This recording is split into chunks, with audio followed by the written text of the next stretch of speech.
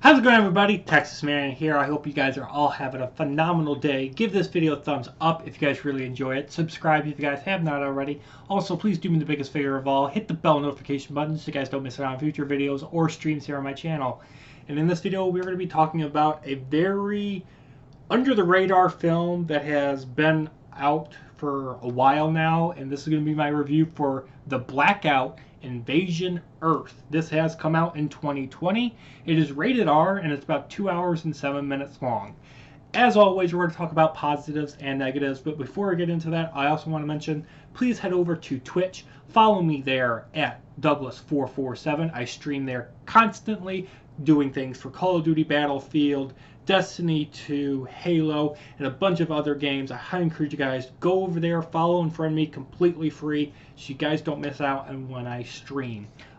Primarily that's where I stream, is over on Twitch. Sometimes I will do it on YouTube, but Twitch is a much easier setup for me and it's a much cleaner experience for you guys to watch me and the video game that I am streaming. So I highly encourage you guys to do that. Again, that's Douglas447 with a capital D on Twitch. It's got a Detective Pikachu icon, very similar to what my YouTube picture kind of looks like. So with that, we're going to talk about the Blackout Invasion Earth, and basically this is a alien invasion movie. It's an alien invasion movie. You've seen this type of movie 100 times before, and yeah, because of that, this movie honestly is very average. There's not a whole lot in this movie that was like amazing. It's very basic. It's definitely not a big blockbuster Hollywood movie. This is like a B movie. And you can tell that this movie didn't get a lot of funding, but I think for what they were given, I think they did a very good job. So honestly, the opening title, especially the music, it just sets the stage perfectly. The music throughout this film is 110% amazing throughout. Within the first 5 to 10 seconds, you know exactly what you are diving into. You know exactly what the director wants you to feel. You feel this sense of urgency, the death toll, the destruction, the mayhem. You feel it within the first 10 seconds before you really get to see anything as to what is going on. I loved having an alien invasion film in Russia.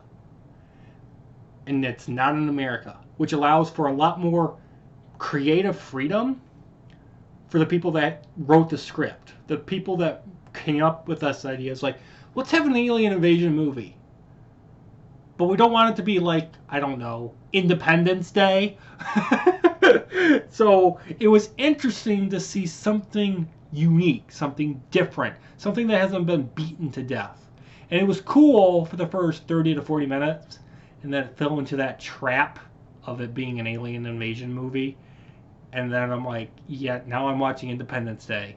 So sadly, it started off promising, and then it just went into, hey, we're an alien invasion movie.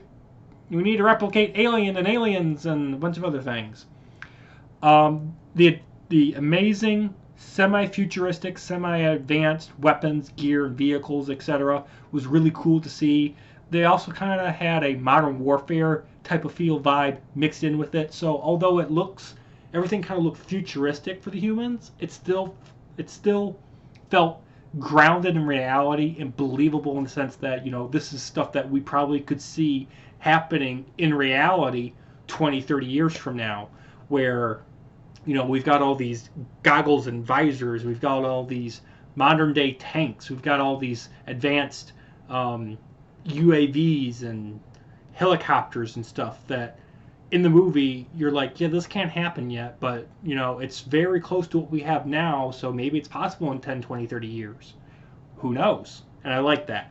Amazing action throughout the film. This is an amazing action movie for sure. Also, I enjoyed following the press soldiers and the civilians, watching everybody figure out what's going on made you kind of get really sucked in as an audience member. and you're kind of sucked in along with everyone else figuring out the mystery and the actual meaning and the purpose behind the blackout. The time jumping in this film I thought was going to bother me because within the first 5 minutes it's like, time jump, let's go to the past before the blackout and show you what that happens at the blackout. And then with that time jump, it actually leads into the beginning of the film. So the time jumping allows for quick, easy, and understandable backgrounds for all the characters, and it also does a great job of helping you understand the blackout situation in under 25 minutes. Like I said, this movie is about 2 hours and 7 minutes. It does all the character building, the world building, the character development, and everything that you really need to know in about 25 minutes, which is really great.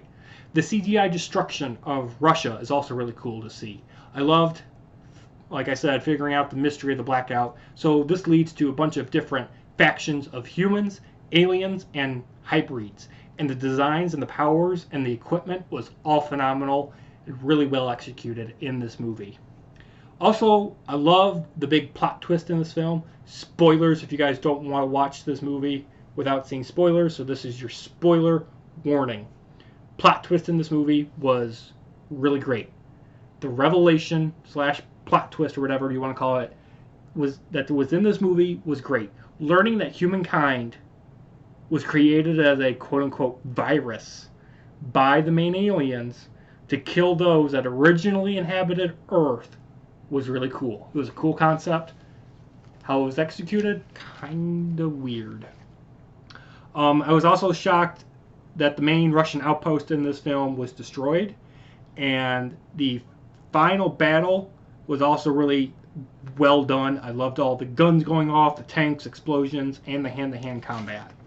Now you might be thinking, wow, Texas Man, you're just giving this movie all sorts of praise. Yeah, but there are a couple negatives I need to address. First of all, this movie is super similar to a bunch of other films that I have seen in the past, including The Darkest Hour, Elysium, and The Matrix, just to name a few. Also, this film has no major well-known characters. Like I said, this is basically a B type of movie, which means you really do not care who lives and who dies in this film. You don't have an emotional connection. They do try to make you care about certain characters by throwing in, love interests and things like that, and commanders and majors and colonels and, ooh, well, look at Alien. I'm like, and I'm like, you don't care about anybody. They give you a bunch of backstory, but because this movie has so many characters and so much going on all at once, you're not able to be invested in a certain person. And towards the end of the movie, I thought I was supposed to get really invested in this one character, and they just kind of they slightly killed him, and then they didn't kill him, and then they just pushed him to the side and made you like, no, this isn't the main character. These three people are. And I'm like, it's constantly unable to decide who the main character is or who the main group is. And so you really are not able to be invested in one person because the film doesn't know who you're supposed to be invested in either.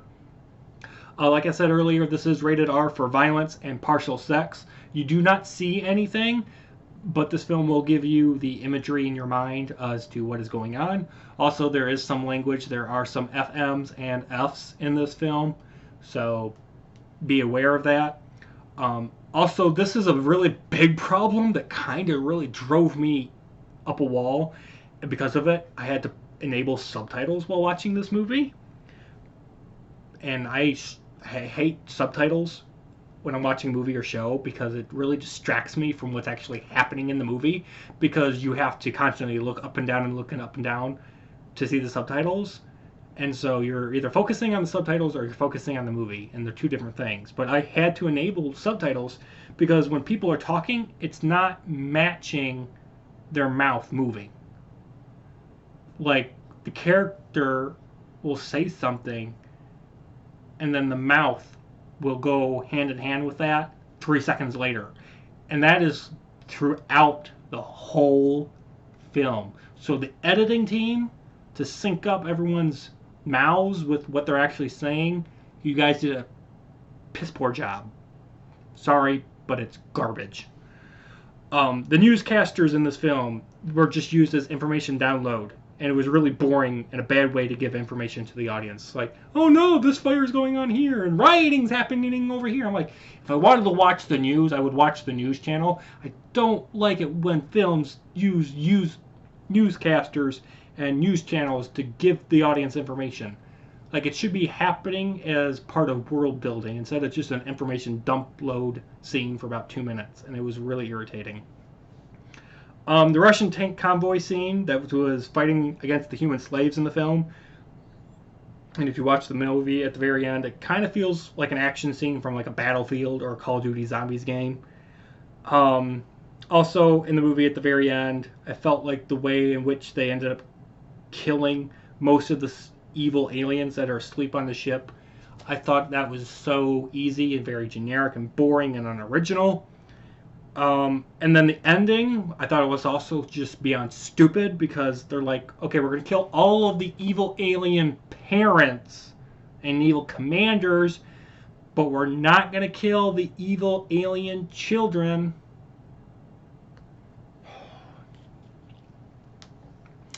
I don't understand that. Why? Kill the evil alien children so the aliens don't grow up and have the ability to take over your planet.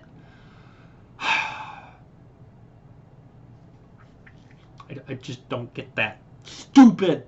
Maybe the human race should die because we're all stupid. Sheesh.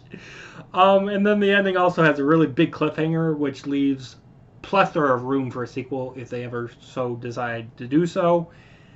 And then lastly, guys, this is basically a watch once and done type of film. I watched this movie about 8 hours ago, and I'll be completely honest, I don't remember anything except for like maybe the last 5 to 10 minutes, which is kind of sad.